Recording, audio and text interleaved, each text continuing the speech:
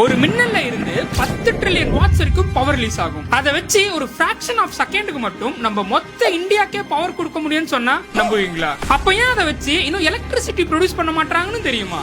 This is day 148 of தெரியாததை தெரிஞ்சுப்போம். இந்த மாதிரி சயின்ஸ் பேஸ்ட் இன்ஃபர்மேஷனான வீடியோக்கு நம்ம பேஜை ஃபாலோ பண்ணிக்கோங்க. ஃபர்ஸ்ட் ஆஃப் ஆல் தியரியில பார்த்தா அது பாசிபிள் தான், ஆனா பிராக்டிகலா பார்த்தா கிட்டத்தட்ட இம்பாசிபிள். ஏன்னா அதுக்கு முக்கியமான 3 ப்ராப்ளம் இருக்கு. ஒன்னு, மின்னல் ரொம்ப ஷார்ட் டைம் தான் இருக்கும், சோ அவ்வளவு பெரிய பவரை கேப்சர் பண்ணி ஸ்டோர் பண்றதுக்குள்ள அதோட ஸ்ட்ரைக்கே முடிஞ்சிரும். 2, மின்னல் எங்க ஸ்ட்ரைக் ஆகும்னு நம்மளால கெஸ்ஸே பண்ண முடியாது. 3வது, அதை ஸ்டோர் பண்ற டெக்னாலஜி இது வரைக்கும் கிடையாது. ஈவன் அதை நம்ம கண்டுபிடிச்சா கூட லைட்னிங்ல இருந்து எடுக்கிற எனர்ஜியை விட அதை கேப்சர் பண்ற சிஸ்டத்தோட காஸ்ட் தான் ரொம்ப அதிகமா இருக்கும். சோ இந்த ரீசனுக்காக தான் இன்னும் மின்னல்ல இருந்து பவர் எடுக்காம இருக்காங்க. இப்போ உங்களுக்கு ஒரு கேள்வி,